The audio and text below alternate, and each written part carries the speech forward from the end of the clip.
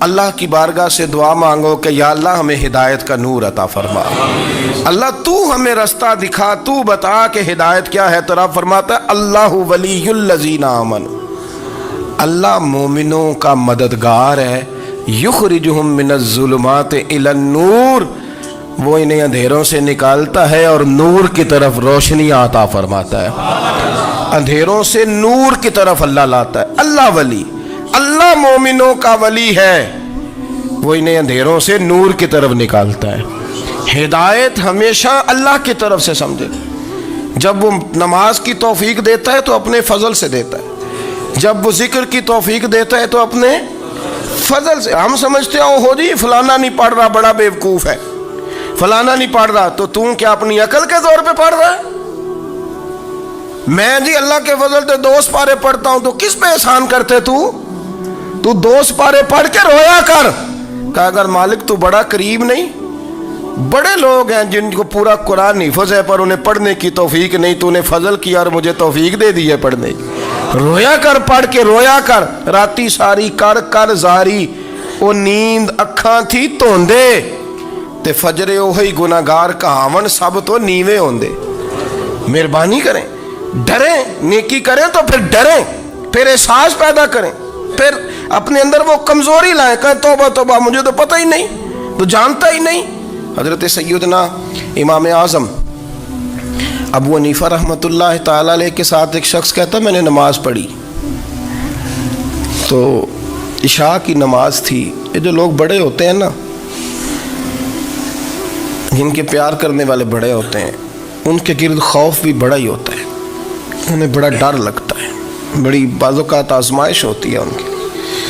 عشاء کی نماز کہتے پڑھی تو امام صاحب نے نا عشاء کی نماز میں تلاوت کی آیتیں فَمَن يَعْمَلْ مِثْقَالَ ذَرَّةٍ خَيْرًا يَرَهُ وَمَن يَعْمَلْ مِثْقَالَ ذَرَّةٍ شَرًّا يَرَهُ، فرمایا جو ذرہ برابر خیر کرے گا وہ بھی قیامت میں دیکھے گا، اور جو ذرہ برابر شر کرے گا وہ بھی قیامت میں اس شر کو دیکھے گا، اس کے سامنے آئے گا۔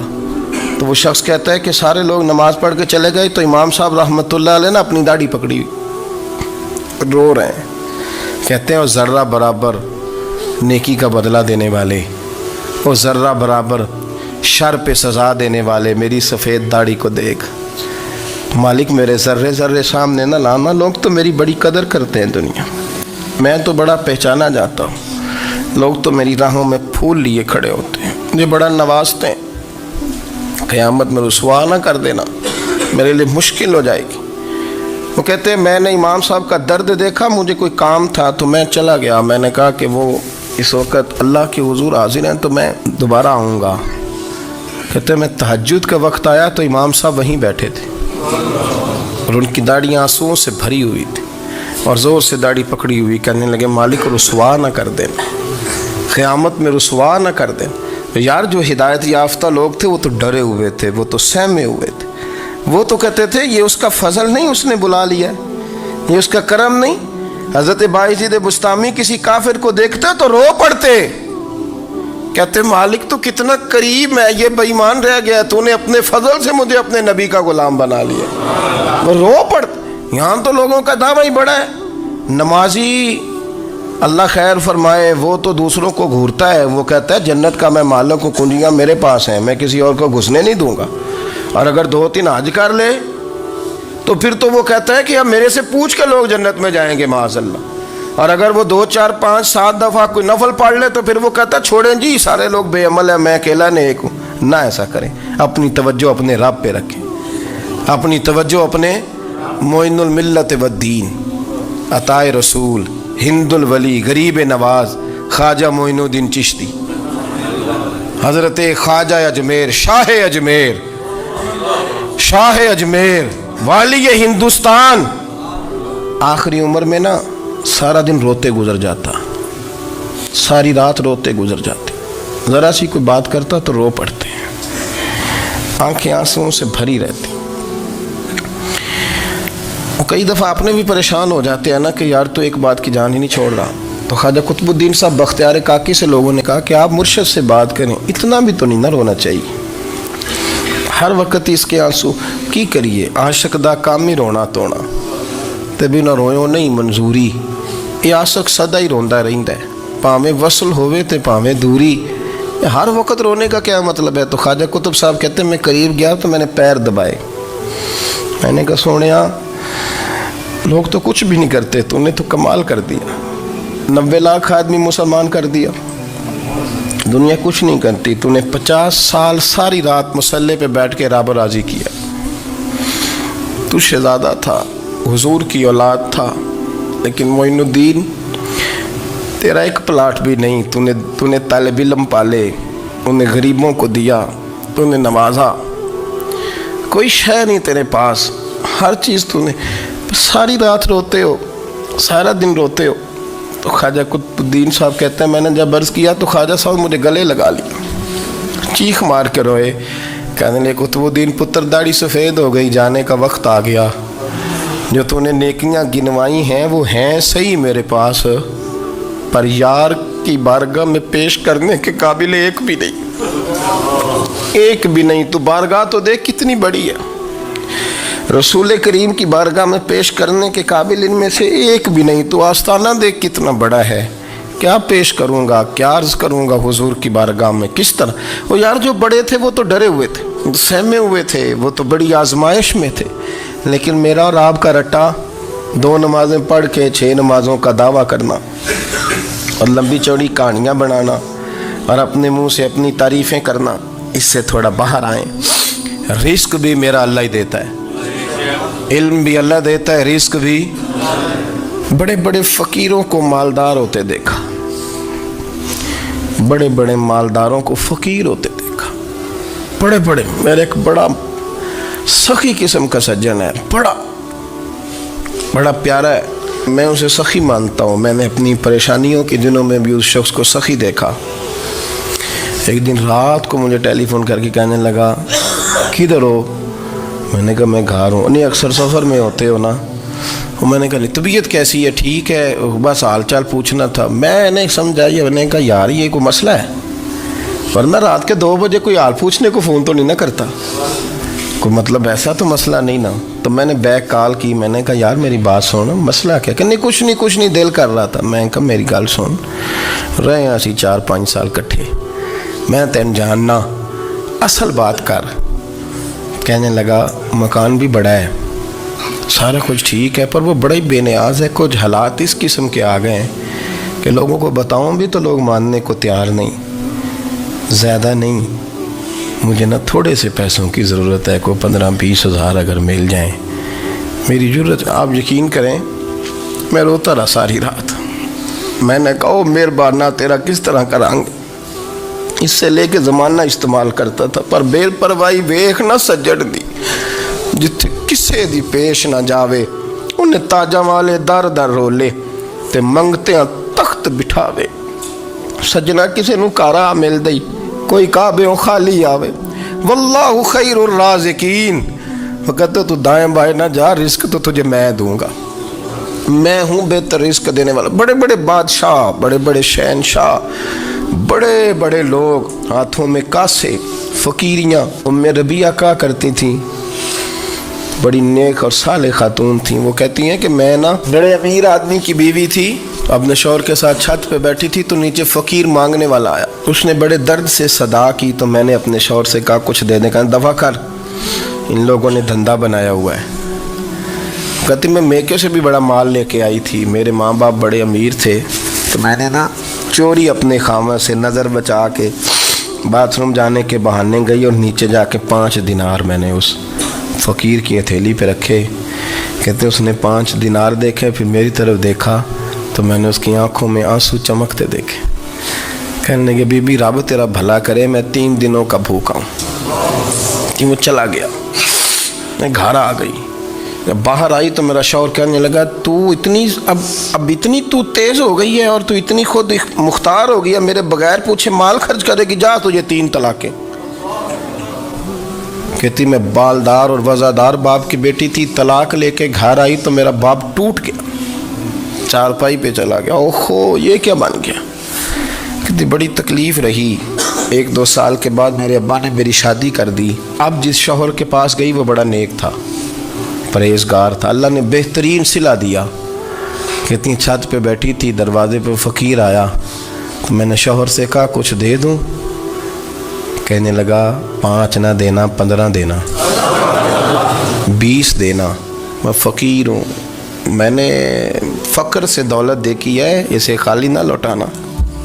कहती है कि मैं नीचे गई और जब मैंने उसकी तरफ दिनार बढ़ाए तो मेरी चीख निकली, पैसे फेंक के मैं बेहोश होके गिरी। मेरा शौहर ने आके उठाया, अंदर ले गया, पानी मुंह पे छिड़का, कहने लगा तुझे क्या हुआ? कहने लगी ये जो मांगने आया ये मेरा पहला शौहर था, वही था जो कहता था कि तू 5 दिनार दे आइए, जा तुझे 3 तलाक़ें। पढ़ो ना हदीस पाक। मेरे नबी पाक अलैहिस्सलाम ने फरमाया एक बंदा गंजा था। गंजा कोई तरतीब आगे पीछे हो जाए तो मफ़हूम के लिहाज से, लेकिन मैं मफ़हूम उसका वाज़े करता हूँ। एक गंजा था, कोई शय नहीं थी, सर पे बाल भी नहीं थे, रोया करता था। अल्लाह ताला ने फरिश्ते को भेजा, तुझे क्या चाहिए? तो कहने लगा बाल आ जाए और थोड़ा माल आ जाए। फरिश्ते ने हाथ फेरा तो बाल भी आ गए, तो बकरियां भी आ गईं, लाइनें लग गईं, माल ही माल हो गए। दूसरे के पास गया, वो कोड़ा था, उसको जाके कहा क्या चाहिए? कहने लगा शिफा हो जाए और कुछ अल्लाह ताला आसानी कर दे। शिफा भी हो गई, गायें भी दे दी, भैंसें भी दे दी, माल ही माल हो। फिर एक के पास गया, वो अंधा था, तुझे क्या चाहिए? उसने कहा आँखें मिल जाए और कुछ साथ अल्लाह माल दे दे। ऊँट ही ऊँट हो गए। जब बड़ा नवाज दिया तो फिर मालिक ने इम्तिहान लेने का इरादा किया। यारी तेरी सोना है पर आजमाइशां भी तेरियां अग, आजमाइशां तेरियां, सही कह रहा हूँ, आजमाइशां तेरियां, यारी तेरी सोना है पर आजमाइशां तेरियां। ये सोना परखिया जामदा ही पहलो नाल लगा दे लग। अल्लाह ने फरमाया आजमाइश करो। सबसे पहले गंजे के पास आए, उसे कहा अल्लाह के रास्ते में कुछ देखा नहीं लगा, मेरे खर्चे ही बड़े।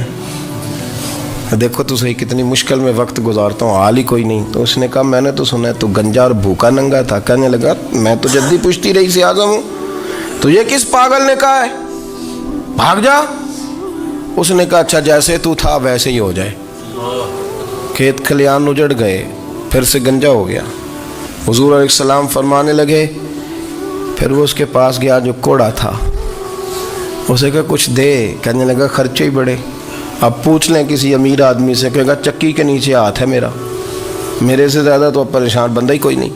क्या बताऊँ आपको, इतना टैक्स है, इतना जुर्माना है, फलानी शय, बड़ा कुछ गिनवाते हैं लोग। उसने कहा मैंने तो सुना तो पहले कोड़ा था।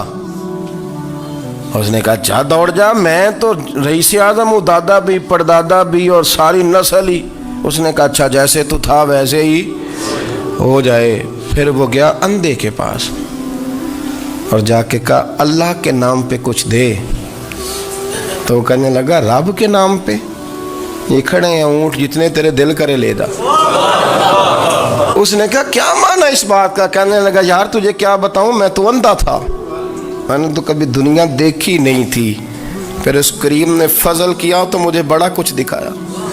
मैं क्या बताऊं, मेरा दिल कर रहा है कह दूं कि फिर उसने काबा दिखाया, फिर उसने रोज़ा रसूल दिखाया, फिर उसने रियाजुल जन्ना के सजदे दिखाए, फिर उसने अपने महबूब के दरवाजे की रौनकें दिखाई। उसने बड़ा कुछ दिया, उसने बड़ा नवाजा। मेरे पास तो शायद मैं बदकार पुराना खादम, किसे दर मिली न टोई। ये ते वासफ यार ने नज़र जो की थी, फिर वासफ वासफ ही होई।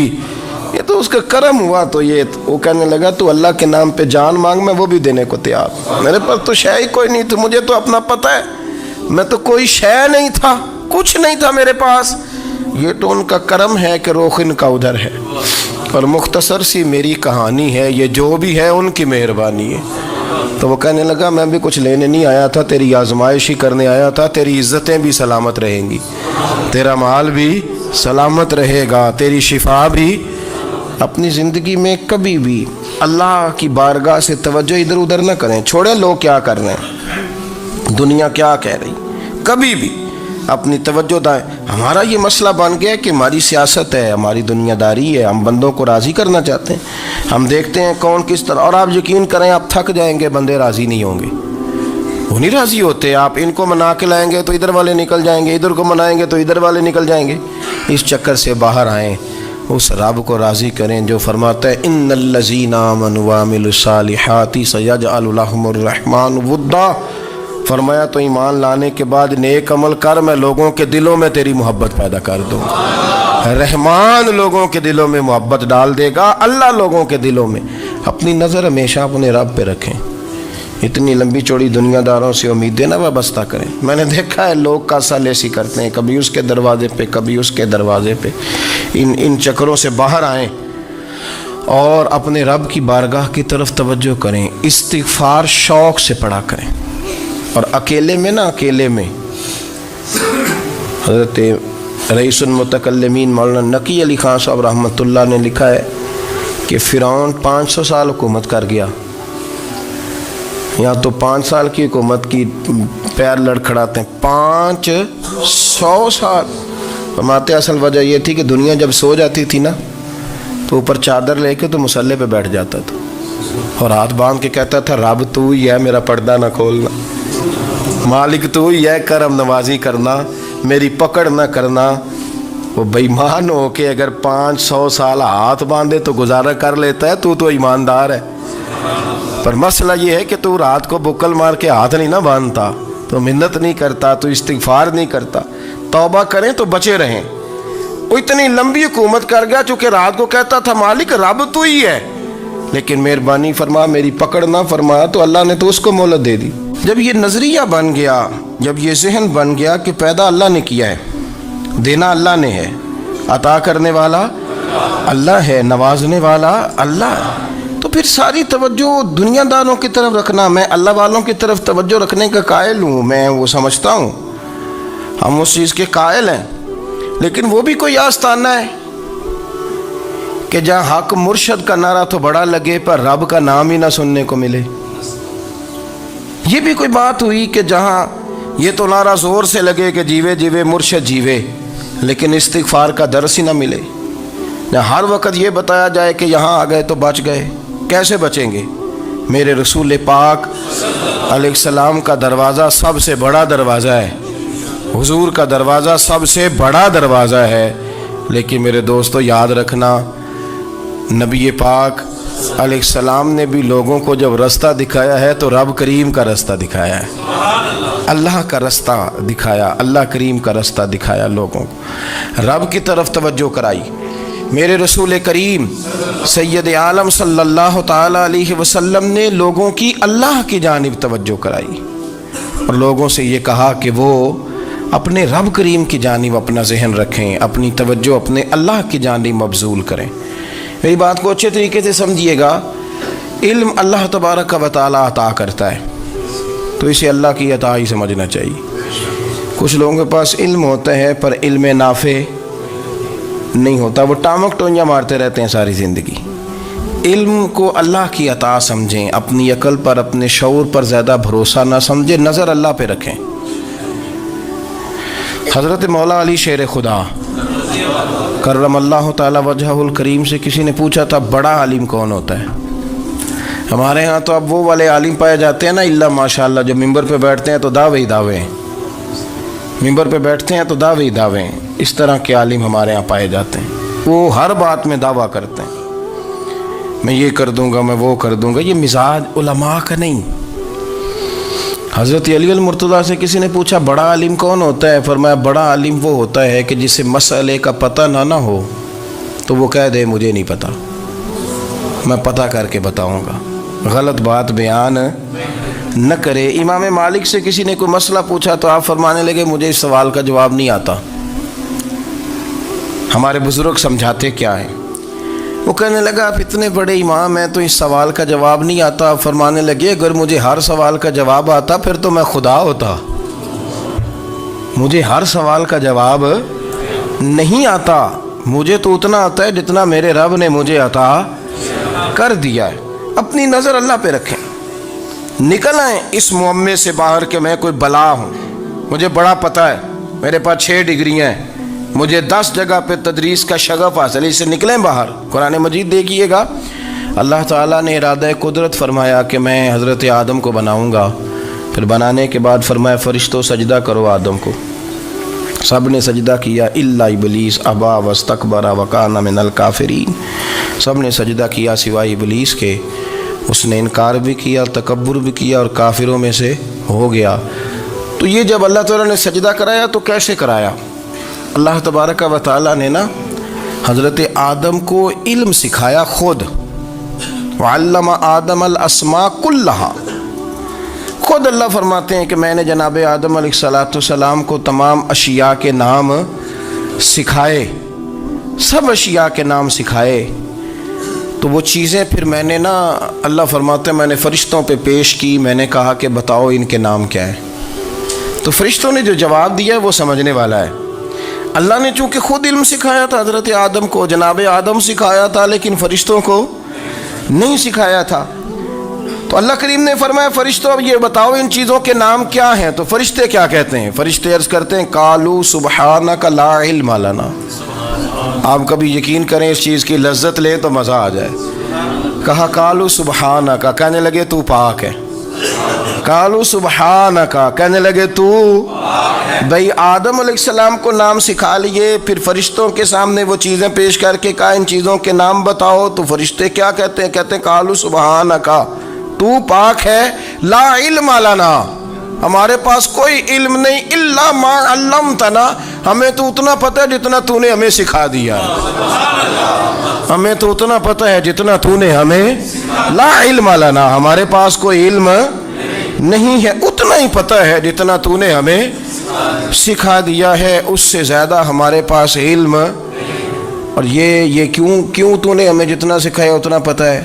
فرشتے یہ نہیں کہتے یا اللہ تو زیادہ سکھا، آدم کو دیا تو ہمیں بھی دے، یہ نہیں فرمایا، فرمایا انک انت العلیم الحکیم، اے اللہ تو علم والا بھی ہے اور حکمت والا بھی ہے، تجھے پتہ ہے کس کو کتنا دینا ہے، جتنا تو نے مناسب سمجھا جناب آدم کو دیا، اور جتنا تو نے بہتر سمجھا وہ تو نے ہمیں عطا فرمایا۔ تو اگر آپ کے پاس علم ہے، کہیں نالج ہے، تو اس کو اللہ کی عطا سمجھیں۔ ہمارے ہاں بہت سارے لوگ بن کے بیٹھ جاتے ہیں، میں اکثر کہتا ہوں کہ پھر وہ دعوے کرتے ہیں میرے علاقے والے جاہل ہیں، میرے شہر والے جاہل ہیں، میرے خاندان والے پڑھے نہیں۔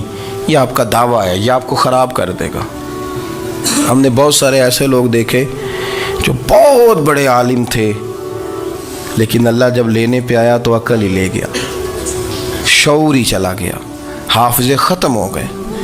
آپ دیکھتے ہیں بڑھاپے میں کچھ لوگ ایسے ہوتے ہیں کہ جن کو یہ بھی یاد نہیں رہتا کہ میرا نام کیا ہے، میں کہاں ہوں، مجھے کدھر جانا ہے۔ تو اس وقت سے اللہ کی پناہ مانگیں اور اپنی نظر اپنے رب کریم کی جانب رکھیں، اللہ کی جانب اپنی نظر کو مبذول رکھیں۔ دوسری بات، علم کے بعد ایک چیز آتی ہے جس کا نام ہے ہدایت، جس کا نام ہے تقوی، جس کا نام ہے پرہیزگاری، جس کا نام ہے عمل، عبادت، ریاضت۔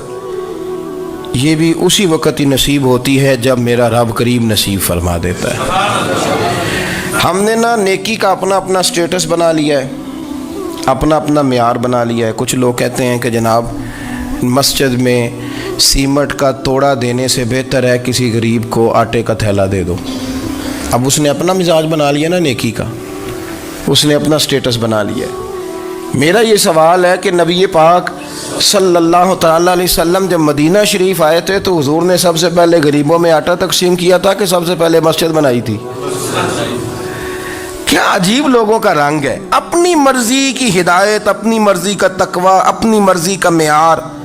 مسجد کوئی بڑا چھوٹا خطیب بھی میری طرح کا ہو نا، تو وہ مسجد میں بیٹھ کے جب نبی پاک کی بات کرتا ہے تو کہتا ہے میرے رسول پاک غریبوں کا سہارا بن کے آئے۔ وہ غریبوں کی بات کرتا ہے، مسکینوں کی، لاچاروں کی، کمزوروں کی بات۔ تو مسجد ہی تو وہ ادارہ ہے جہاں سے غریبوں کی بات ہو رہی۔ تو اب لوگوں نے غریب کو اور مسجد کو لڑانا شروع کر دیا، اس کو لڑاؤ کہ مسجد میں پیسے دینے سے بہتر ہے آپ غریب کو آٹے کا تھیلا دے دیں۔ آپ یہ کیوں نہیں کہتے کہ مسجد میں بھی آپ توڑا دیں ایک سیمٹ کا اور ساتھ غریب کو بھی خدمت کریں؟ یہ کیوں نہیں تقویٰ؟ اپنی اپنی مرضی کا مزاج، اپنی اپنی۔ کچھ لوگ کہتے ہیں چھوڑو جی، ساری زندگی انسان نماز پڑھتا رہے اور پھر گالیاں بھی دیتا رہے، بندہ داڑھی بھی رکھ لے اور جھوٹ بولنا بھی نہ چھوڑے۔ تو یہ آپ نے اپنے پاس سے تقوی کا معیار بنایا ہے۔ گالی دینے کا گناہ ہے اور داڑھی رکھنے کا ثواب ہے۔ تو اگر آپ داڑھی رکھے ہوئے ہیں اور آپ کوئی غلطی کر رہے ہیں تو اس سے آپ کی داڑھی کا ثواب ختم، اللہ کرے آپ کو سمجھ آئے میری بات کی. آپ کوئی غلطی کر رہے ہیں، داڑھی کا ثواب اس سے ختم، وہ اپنی جگہ پہ قائم ہے چیز. اپنی مرضی کا کیوں تقوی کا معیار بناتے ہیں؟ تقوی کا مزاج اپنی مرضی کا نہ بناؤ.